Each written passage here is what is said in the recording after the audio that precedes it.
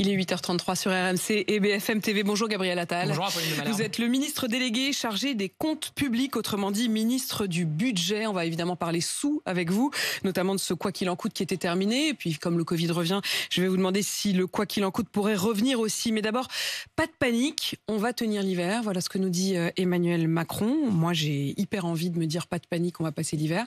Mais en vrai, est-ce que vous êtes rassurés ? Si on est capable tous de faire les efforts nécessaires, que ce soit les entreprises, l'État, les collectivités locales et chacune et chacun d'entre nous, il n'y a pas de raison qu'on ne traverse pas l'hiver dans les meilleures conditions possibles. Maintenant, il faut se préparer à tous les scénarios. C'est ce qu'on a fait. Ça a été abondamment commenté. Mes collègues du gouvernement se sont exprimés sur le sujet. Mais oui, il y a une responsabilité collective. Vous savez qu'on a donné des outils aux entreprises, que par ailleurs, nous, l'État, on a mis en place aussi un plan de sobriété pour agir et limiter, réduire au maximum notre consommation. On travaille aussi évidemment avec EDF pour que nos réacteurs nucléaires puissent repartir le plus rapidement possible, ceux qui sont encore en Il y a maintenance. encore 20 réacteurs sur les 56 réacteurs nucléaires qui sont à l'arrêt. Je crois que c'est 12 de moins qu'en août dernier, donc on voit bien qu'il y a eu progrès. Mais c'est aussi des réacteurs en moins par rapport à ce que vous aviez prévu. Absolument. On est en retard sur la feuille de route. C'est pour ça que la feuille de route du nouveau président-directeur général d'EDF, Luc Rémont, c'est évidemment de faire en sorte et de tout faire pour qu'on puisse redémarrer aussi rapidement que possible ces réacteurs. Mais ce qui me frappe quand même, Gabriel Attal, c'est que quand je vous demande est-ce qu'on va passer l'hiver, oui, pas de panique, vous dites tout de suite, oui, si on est capable tous de faire des efforts. Je trouve que c'est presque une forme de chantage, c'est-à-dire qu'il y a un côté, faites des efforts, sinon on vous coûte le courant, quoi. Non, c'est pas ça, Apolline de Malherbe, c'est qu'on a une réalité qui est que l'hiver, il y a une demande très forte d'électricité, que plus la température est froide, plus il y a une demande qui est forte, qu'il y a des tensions qui sont pour partie liées au contexte géopolitique et à la guerre en Ukraine, pour d'autres liés à des réacteurs qui sont en maintenance, et que ça implique effectivement qu'on fasse tous une part d'effort.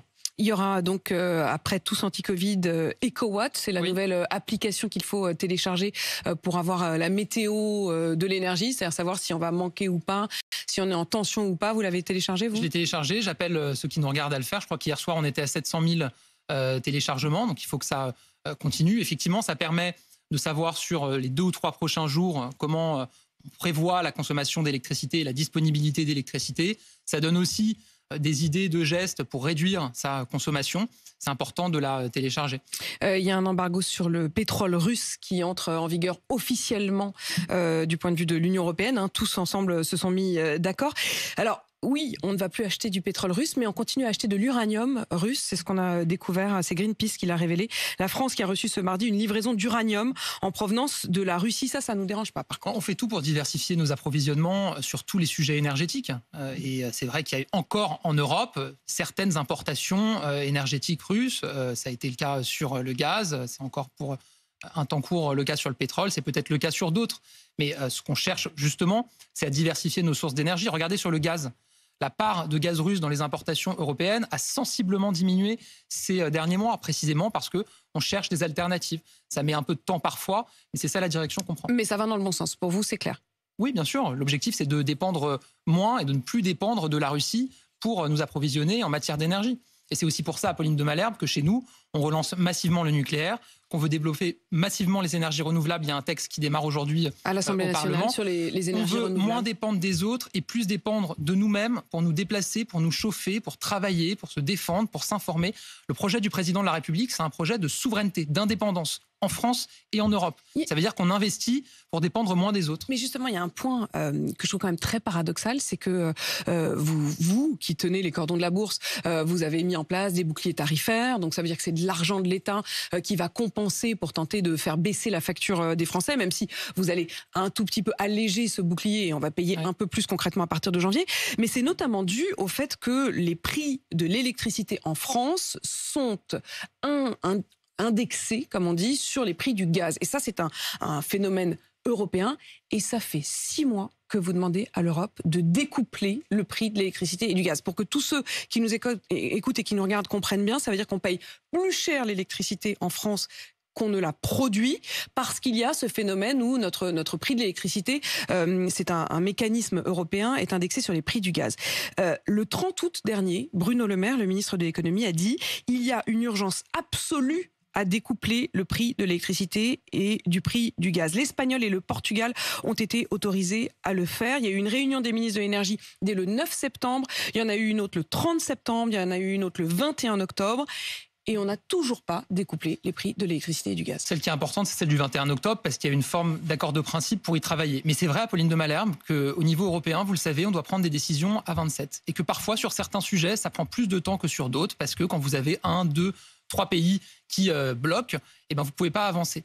C'est vrai que les Espagnols et les Portugais ont eu une forme de dérogation, parce qu'ils ne sont pas dans la même situation que nous, ils ne sont pas interconnectés comme on l'est, c'est une péninsule ibérique, mais ça fait partie des sujets sur lesquels on continue à travailler. Dans l'attente, qu'est-ce qu'on fait ?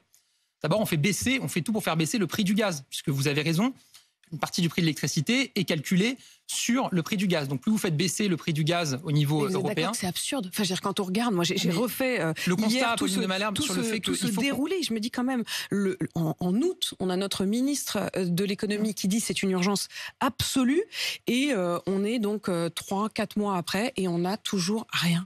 Le constat sur le fait qu'il faut réformer le marché européen de l'énergie, on l'a fait et c'est ce qu'on pousse. 2, oui, sur ce sujet-là, ça ne va pas assez vite à notre sens. Mais est-ce qu'à un moment, il ne faut pas aller vers la désobéissance ? C'est-à-dire que, est-ce qu'il ne faut pas à un moment dire, attendez, on ne va pas attendre l'été, quoi ? Le problème, il est pendant l'hiver, on est déjà en décembre. Vous avez certains qui disent, à ce moment-là, sortons du marché européen de l'énergie, comme ça, on sort des règles qui, effectivement, parfois peuvent paraître absurdes. Mais si on fait ça, qu'est-ce qui se passe ? C'est-à-dire qu'on ne peut plus importer d'énergie de nos voisins européens ? On a bien vu tout à l'heure dans la discussion qu'on n'en produit pas suffisamment aujourd'hui. Et donc, ça voudrait dire qu'on se retrouverait avec un blackout si on faisait ça. Donc, nous, on doit rester dans le marché européen de l'énergie. Il faut le faire. Quitte à payer plus cher notre électricité. Il faut le faire évoluer. C'est ce à quoi on travaille. On a vu sur d'autres sujets au niveau européen que ça semblait au départ impossible et qu'on avait réussi à avancer rapidement. Sur la question du Covid et des vaccins, sur la question du plan de relance. On a obtenu un accord au niveau européen. Et là, on est en décembre. Le problème, il est en janvier, en février. Je suis totalement d'accord avec vous, Apolline de Malherbe. Et encore une fois, la réunion du Conseil des ministres européens de l'énergie qui s'est tenue le 21 octobre, pour moi, constituer une forme d'avancée en la matière. On va évidemment continuer à se battre sur le sujet. La France qui bosse, c'est votre nouvelle priorité, Gabriel Attal. On est passé d'ailleurs du quoi qu'il en coûte au combien ça coûte, aussi parce que vous voulez que les aides soient mieux ciblées, notamment pour ceux qui travaillent et qui ne s'en sortent pas. Je voudrais qu'on revienne sur la question du dispositif gros rouleur, parce que sur les prix du carburant, la ristourne, elle a déjà été allégée, elle va disparaître au 1er janvier au profit d'un dispositif qu'on appelle gros rouleur. Ça va marcher comment ? D'abord, vous avez raison, on doit soutenir davantage les Français qui travaillent. Et notamment quand on parle de carburant, les Français qui travaillent et qui utilisent leur voiture pour aller travailler. On doit cibler davantage nos aides. La ristourne carburant, ça a coûté 8 milliards d'euros sur l'année 2022. C'est l'équivalent du budget du ministère de la Justice sur une année. On ne peut pas se payer une ristourne à vie et donc on doit cibler davantage nos dispositifs. Le choix qu'on fait, c'est de les cibler sur ceux qui travaillent. Et donc le premier critère pour bénéficier de l'indemnité gros rouleur, moi je l'appelle gros bosseur, parce que ce sera de travailler. Vous devrez déclarer des revenus d'activité pour bénéficier de cette indemnité carburant. Ça veut dire que vous pouvez nous affirmer ce matin que si je prends ma voiture tous les jours pour aller travailler, je bénéficierai du dispositif gros rouleur ? Il y aura ensuite des conditions de revenus, Apolline de Malherbe, et notamment notre objectif, c'est de toucher les travailleurs modestes, c'est-à-dire ceux qui travaillent et qui ont les moins gros salaires, et la classe moyenne. Donc il va y avoir à nouveau un effet de seuil et il va y avoir à nouveau ce sentiment de frustration chez ceux qui gagnent un peu plus que le SMIC, mais qui vont être exclus. C'est toujours le risque quand vous avez des seuils de revenus. En l'occurrence, on cherche, c'est les paramètres qu'on est en train de définir, à couvrir le plus possible la classe moyenne, notamment qui travaille. Et ce sera quoi le dispositif ? Ce sera quoi le plafond ? Je pense que dans les prochains jours, en tout cas d'ici les fêtes, on aura l'occasion d'annoncer. Vous voulez quoi, vous, Gabriel Attal ? Moi, ce que je vous dis, c'est que je souhaite, 1, que les Français qui travaillent en bénéficient, et 2, que les classes moyennes en bénéficient. Donc classes moyennes, ça veut dire quand même assez nettement au-dessus du SMIC. Vous n'allez pas bloquer le SMIC. Oui, c'est au-dessus du SMIC, les classes moyennes. Aujourd'hui, je crois que le revenu médian est autour de 2 000 euros. Donc, il faut qu'on arrive à aller aussi loin possible pour accompagner les classes moyennes. Le seuil, ça pourrait être 2 000 euros. Je ne suis pas là en train de vous faire une annonce. Encore une fois, il y a des arbitrages qui seront rendus par la Première ministre et le Président de la République. Mais moi, mon souhait, c'est qu'on accompagne davantage les classes moyennes qui travaillent et qui ont du mal à boucler leur fin de mois. Et qui, parfois, je le dis, ont le sentiment de travailler pour les autres. De travailler pour des gens qui ne travaillent pas, de produire de la richesse en travaillant, ce qui permet de protéger les Français face à l'augmentation des prix, par exemple, mais d'être moins accompagné que d'autres. Vous avez l'impression qu'il y a 2 France ? Je dirais pas ça comme ça. Parfois, on peut se dire qu'il y a 2 rapports au travail. Il y a des Français qui se lèvent tous les matins. C'est la France qui bosse et la France des allocs ? Enfin, je veux dire, pour caricaturer, non, évidemment. Justement, moi, je suis pas dans la caricature, je suis pas dans le mépris, la stigmatisation. Ce que je sais, c'est qu'il y a des millions de Français qui se lèvent tous les matins, qui vont travailler, qui prennent leur voiture, qui voient l'augmentation des prix, qui voient qu'il y a des aides qui sont mises en place. Parfois, elles ne les concernent pas et qui ont parfois le sentiment d'être un peu oubliés et qui se disent parfois finalement ça va finir par coûter plus cher d'aller bosser que de rester chez soi. On voit que vous les comprenez. Évidemment, je les entends. Et c'est pour ça qu'on met en place des dispositifs dans le budget pour les accompagner spécifiquement, en neutralisant l'effet de l'inflation sur l'impôt sur le revenu, ce qui va permettre à ceux qui travaillent de ne pas voir leur impôt sur le revenu augmenter, en augmentant la valeur du ticket restaurant. Ça, pardon Gabriel Attal, mais c'est marrant parce que régulièrement vous nous dites ah bah oui j'ai fait un truc pour le revenu. C'est 6 milliards d'euros. Mais c'est automatique. Non, c'est pas automatique. Chaque année, vous décidez, vous votez si oui ou non. Il y a eu une année où ça n'a pas été fait. Plusieurs années. Non, il y a eu plusieurs années. Et quand vous avez un tel niveau d'inflation, légitimement, vous posez la question de savoir si vous le faites. Ça coûte 6 milliards d'euros. Si on ne prenait pas cette mesure... Enfin, ça coûte 6 milliards d'euros. C'est-à-dire qu'en fait, à partir du moment où il y a l'inflation, en effet, si vous n'indexez pas, c'est pas à vous que ça coûte 6 milliards d'euros, c'est aux Français. Exactement. Puisqu'ils paieront 6 milliards de plus d'impôts. Exactement. Si on ne prenait pas cette mesure, les Français paieraient 6 milliards d'euros d'impôts de plus. On a supprimé la contribution à l'audiovisuel public, la redevance télé. Ça, c'est les classes moyennes. 138 euros qu'elles auraient dû payer. On prend une mesure importante par ailleurs dans le budget pour 2023. Oui, mais on a l'impression à chaque fois que c'est des vases communicants. Il y a eu l'histoire de la taxe d'habitation et de la taxe foncière. Je termine avec la dernière mesure. On augmente le plafond pour le crédit d'impôt sur la garde d'enfants. Vous avez beaucoup de Français de classe moyenne qui travaillent, qui doivent faire garder leurs enfants. Ça coûte de l'argent, une crèche, une assistante maternelle. Aujourd'hui, le crédit d'impôt, il est plafonné à 2 300 euros de dépenses pour la garde d'enfants. On l'augmente de 50%, ça veut dire que ça va être 3 500 euros le plafond en 2023. Ça, c'est une mesure pour les classes moyennes qui travaillent. Donc vous voyez, on cherche systématiquement des mesures qui permettent d'accompagner nos concitoyens qui bossent, qui se lèvent tôt le matin, qui créent de la richesse et qui nous permettent ensuite, grâce à la richesse qui est créée, de prendre des mesures pour protéger les Français. Alors certains prennent leur voiture, d'autres prennent les transports pour se déplacer. La RATP, il manque 450 millions d'euros à Valérie Pécresse pour boucler le budget d'Île-de-France Mobilité. Est-ce que vous allez lui donner ces sous ? Il y a effectivement un besoin de financement pour Île-de-France Mobilité. Moi, je rappelle que les transports, c'est une compétence régionale. Ce n'est pas une compétence de l'État. Moi, ce que je dis à Valérie Pécresse, c'est que les Franciliens ne sont pas un tiroir-caisse sur lesquels on peut pomper en augmentant indéfiniment le pass Navigo. Et l'État non plus n'est pas un tiroir-caisse. Et parfois, je trouve qu'il y a une forme de paradoxe.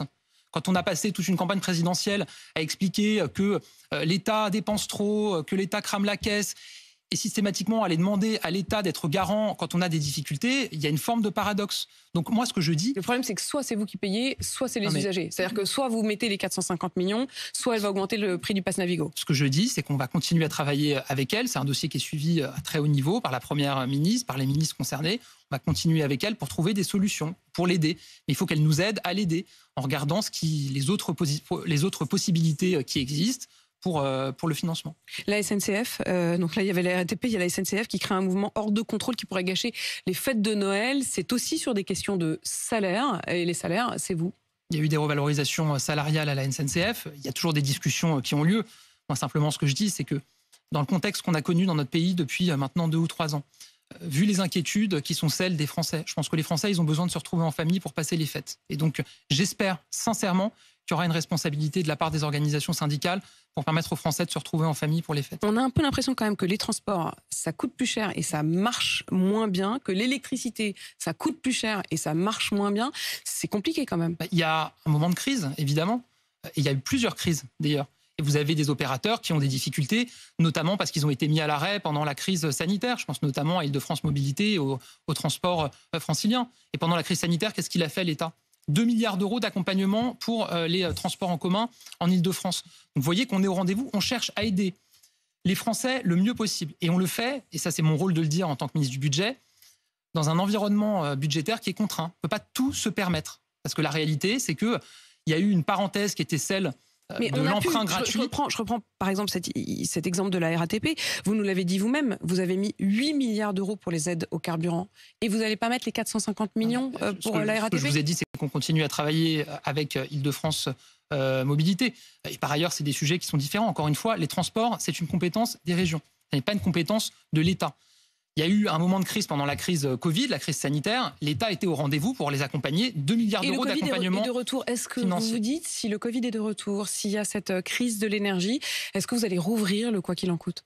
Non, on ne repartira pas dans le quoi qu'il en coûte. Mais par ailleurs, je vais vous dire, sur le Covid, on peut quand même espérer qu'on ne se retrouvera pas dans des situations telles que celles qu'on a connues au plus fort de la crise, quand vous aviez des hôpitaux submergés. D'abord parce que les Français aujourd'hui savent beaucoup mieux comment se protéger vis-à-vis de ce virus. Ensuite, parce qu'on a la chance d'avoir de la vaccination. Évidemment, moi, j'appelle les Français qui sont éligibles, qui sont les plus fragiles, à faire leur rappel vaccinal. Mon collègue François Braun était sur votre antenne hier et il a rappelé solennellement que c'était important d'aller se faire vacciner et de faire son rappel. Et le masque, on voit bien les situations dans lesquelles il faut le porter, notamment quand vous êtes dans les transports. Mais pas d'obligation. Ça fait près de 3 ans qu'on vit avec cette épidémie. Moi, ma conviction, c'est que les Français, ils savent à peu près maintenant quelles sont les situations dans lesquelles il faut porter le masque. On nous a beaucoup dit à une époque, vous vous souvenez, on mettait des obligations. Vous infantilisez les Français, on est assez grand pour savoir quand est-ce qu'il faut mettre le masque. Donc les Français sont assez grands pour savoir aujourd'hui, et ils ne l'étaient pas il y a 2 ans, mais pourquoi ? Parce que je pense que ça fait 3 ans qu'on vit avec cette épidémie, que les Français, ils savent les moments qui sont les plus à risque. Effectivement, quand on est dans un métro où il y a beaucoup de monde, quand on est dans un train où il y a beaucoup de monde, c'est bien de mettre le masque. Et où il y a d'autant plus de monde qu'effectivement, il y a moins de métro et moins de trains. On y revient. Un mot aussi sur la lutte contre les fraudes, parce que ça aussi, c'est dans votre portefeuille. Vous êtes aussi le ministre des Douanes et vous allez lancer aujourd'hui un grand plan de lutte contre les fraudes au tabac. Ça va marcher comment ? On fait un constat, c'est que la vente et le trafic de tabac de contrebande explosent dans notre pays. Si je vous donne quelques chiffres, il y a 5 ans, il y avait un peu plus de 200 tonnes de tabac qui étaient saisies en France. L'an dernier, on était à 400. Et cette année, on sera probablement au double, c'est-à-dire à 800 tonnes. On est déjà à 600 tonnes en 10 mois. Parce que la réalité, c'est que un certain nombre de réseaux mafieux se sont reportés sur le trafic de tabac plutôt que sur le trafic de stupéfiants. Il y a une explosion. C'est très mauvais pour notre pays. D'abord, c'est mauvais parce que ça finance de la criminalité. C'est mauvais ensuite, Apolline de Malherbe, parce que c'est une perte fiscale pour l'État, 3 milliards d'euros. Et c'est mauvais parce que ça déstabilise le réseau des buralistes. Et on a besoin de nos buralistes dans notre pays pour la cohésion des territoires, pour le lien social dans les territoires. Est-ce que ça veut dire aussi, Gabriel Attal, que vous considérez désormais qu'il faut lutter contre le trafic de tabac avec la même énergie, la même vigueur que contre le trafic de drogue ? Oui, parce que le trafic de tabac n'a plus rien à envier en termes de méthode et de volume au trafic de stupéfiants. Vous savez ce qui s'est passé cette année ? Pour la première fois dans notre histoire, on a démantelé sur le sol français des usines clandestines de tabac. 3 usines clandestines de tabac en région Île-de-France et dans le Nord qui produisaient entre 1 et 2 millions de cigarettes de contrefaçon chaque jour. On les a démantelées. On a parfois des conteneurs qui arrivent avec 10 tonnes de tabac de contrebande. Et il y aura des sanctions qui seront similaires pour le trafic de tabac que pour le trafic de drogue. Plusieurs mesures. D'abord, on investit massivement dans les moyens de contrôle. On va tripler le nombre de scanners mobiles pour scanner les conteneurs qui arrivent dans nos ports, dans nos aéroports. On met en place des scanners dans les centres de tri postaux parce qu'on a aujourd'hui du trafic qui se fait en petite quantité dans des colis, mais en grand nombre. Donc on va pouvoir scanner tous les colis pour identifier ceux qui contiennent du tabac. Donc renforcement des moyens techniques. Ensuite, effectivement, renforcement des sanctions. Il faut alourdir les sanctions pour ceux qui sont à la tête de réseaux qui organisent de l'importation et de la contrebande de tabac. Par exemple, aujourd'hui, pour ces faits-là, vous avez une peine de prison qui est d'1 an de prison. On va la passer à 3 ans de prison et à 10 ans en cas de bande organisée. On veut aussi lutter contre un phénomène qui empoisonne la vie de beaucoup de quartiers dans notre pays, c'est la vente à la sauvette. Vous avez des Français... On a des quartiers, le quartier de la Duchère à Lyon, qui sont carrément gangrénés par ce trafic. Absolument, et vous avez des Français qui sortent du métro dans certains endroits à Paris ou ailleurs et qui sont complètement harcelés par des vendeurs à la sauvette. Ça a un impact aussi sur les commerçants de ces quartiers. Donc on veut travailler davantage avec la gendarmerie et la police. On l'a testé à Lyon, ça marche très bien.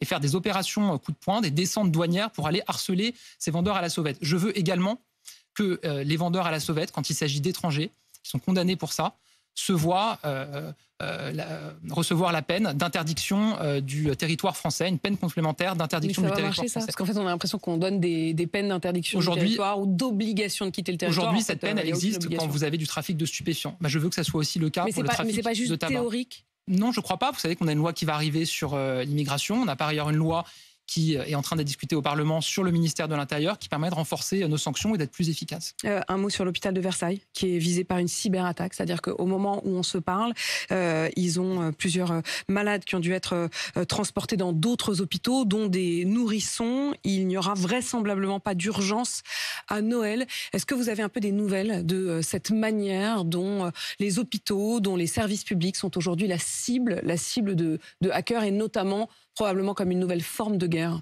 Oui, on voit que c'est une menace qui pèse sur des institutions publiques. C'est le cas des hôpitaux. Ça a été le cas, je crois, d'un conseil départemental il n'y a pas si longtemps. C'est aussi le cas d'entreprises françaises, des PME, des entreprises de taille intermédiaire. Souvent, c'est crapuleux, c'est-à-dire que c'est des demandes de rançon contre la restitution des données, mais vous avez raison. Mais là, visiblement, à l'hôpital de Versailles, c'est même pas vraiment crapuleux. Vous avez raison, il peut y avoir aussi des ingérences étrangères, il y a des enquêtes pour ça, pour le mesurer. On a considérablement renforcé, je le vois en tant que ministre du Budget, les moyens de l'ANSSI, qui est l'Agence nationale des systèmes de la sécurité des systèmes d'information, pour mieux équiper en cyberdéfense nos institutions publiques, qui sont des institutions vitales. Mon collègue ministre du numérique, Jean-Noël Barrot, était sur place hier. Et évidemment, on va accompagner... Avec le ministre de la Santé. Avec le ministre de la Santé, évidemment, on va accompagner très fortement l'hôpital de Versailles et continuer à agir pour renforcer la cybersécurité de toutes nos institutions publiques. Et Parce qu'on voit que les risques ont évolué. Et c'est vrai qu'on voit que quand on parle de guerre, par exemple, à distance, il y a la possibilité de neutraliser des institutions publiques qui sont cruciales pour la protection des Français. C'est pour ça qu'on doit continuer à renforcer notre protection. Gabriel Attal, le ministre délégué des Comptes publics, merci d'avoir répondu à mes questions ce matin. Et vous nous annoncez donc qu'il y aura bien un dispositif gros rouleur que vous appelez les gros bosseurs.